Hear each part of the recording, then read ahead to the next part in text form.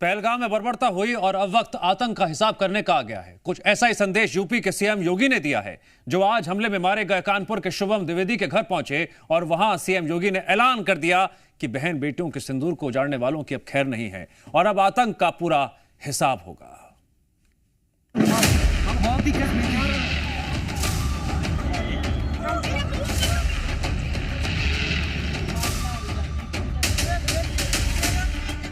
यार हिंदू है मुसलमान, मैंने कहा हिंदू मार दिया,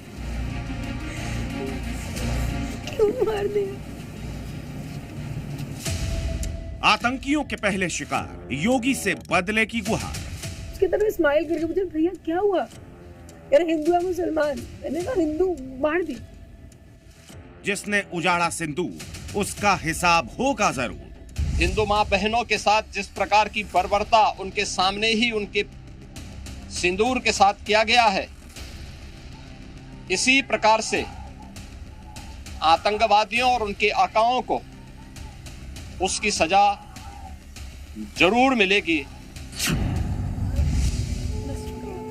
इन आंसुओं का हिसाब होगा। यूपी की बेटी का सिंदूर उजाड़ने वालों की कब्र जरूर खोदेगी। इन आंखों में आंसू जरूर हैं, लेकिन इनके सीने में इंतकाम की आग धधक रही है। ये परिवार है कानपुर के शुभम द्विवेदी का, जो पहलगाम के आतंकियों के पहले शिकार बने। दहशतगर्दों ने जिन्हें सबसे पहले गोली मारी, वो भी उनका नाम पूछकर बस हिंदू नाम सुना और सिर में गोली मार दी। फिर एक बंदा पीछे से आया और उसने गोली साइड में रख के उससे पूछा, हिंदू है कि मुसलमान? मुसलमान है तो पहले कलमा पढ़ के दिखा। जैसे हमें पता ही नहीं, हम पीछे पलट के देखे हो क्या रहा है, हम उसकी तरफ स्माइल करके पूछे, भैया क्या हुआ? यार हिंदू है मुसलमान, मैंने कहा हिंदू मार दिया, मार दिया। पहली गन उसी पे चलाई। शुभम के परिवार वालों की आंखें भले ही रो रो कर पथरा गई हैं, लेकिन इनके दिल में बेहद गुस्सा भरा है। ये बस उन आतंकियों से बदला चाह रहे हैं जिसने शुभम को मौत के घाट उतार दिया। लेकिन जब यूपी के सीएम योगी आदित्यनाथ शुभम द्विवेदी के परिवार को ढांढस बंधाने पहुंचे, तो शुभम की पत्नी ईशान्या का दर्द आंखों से झलक आया। ईशान्या ने रोते रोते सीएम योगी से शुभम की मौत का बदला लेने की गुहार लगाई और योगी आदित्यनाथ ने भी भरोसा दिलाया कि जिसने सिंदूर उजाड़ा है उसका हिसाब जरूर होगा। जिस तरीके से वहां पर जो कृत्य उन आतंकवादियों ने किए हैं, हिंदू मां बहनों के साथ जिस प्रकार की बर्बरता उनके सामने ही उनके सिंदूर के साथ किया गया है, इसी प्रकार से आतंकवादियों और उनके आकाओं को उसकी सजा जरूर मिलेगी। इसमें कोई संदेह किसी को नहीं होना चाहिए। शुभम द्विवेदी के परिवार का दुख देखकर सीएम योगी भावुक भी हुए, मगर उन्होंने दहशतगर्दों को कड़ा संदेश भी दिया कि पहलगाम का कृत्य आतंकवाद की ताबूत पर आखिरी कील होगा।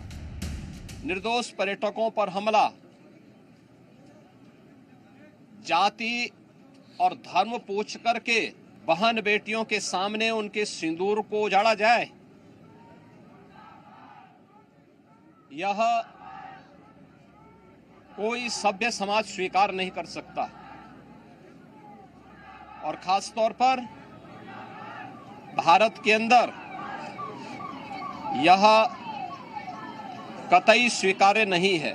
भारत सरकार की आतंकवाद और उग्रवाद के प्रति जीरो टॉलरेंस की जो नीति रही है, वह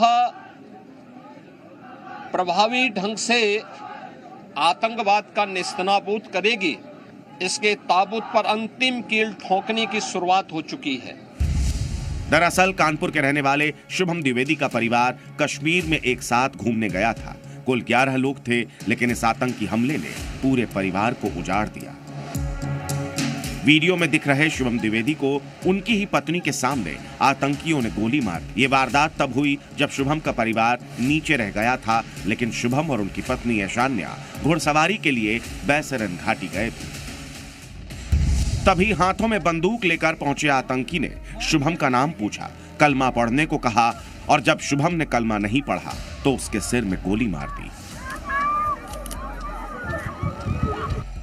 12 फरवरी को ही शुभम द्विवेदी की शादी हुई थी, लेकिन आतंकियों ने 70 दिन बाद ही शुभम को अपना शिकार बनाकर ऐशान्या का सुहाग उजाड़ दिया।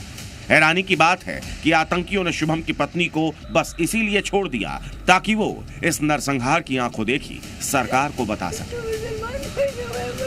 हमारे बेटे को कुछ नहीं बोला, जैसा बहू बता रही है। उसको तो सिर्फ एक लाइन पूछा, हिंदू हो मुस्लिम हो, जैसे उसने हिंदू बोला उसके सर पे मार दिया। तो मेरी जो बहू है उसका पूरा कपड़े रंग गए थे खून से, तो उसने कहा मुझे भी मार दो। वो चिपक गई, वो हट नहीं रही थी। तो उसने कहा नहीं, तुम्हें नहीं मारना है, तुम जाके मोदी को बताओ।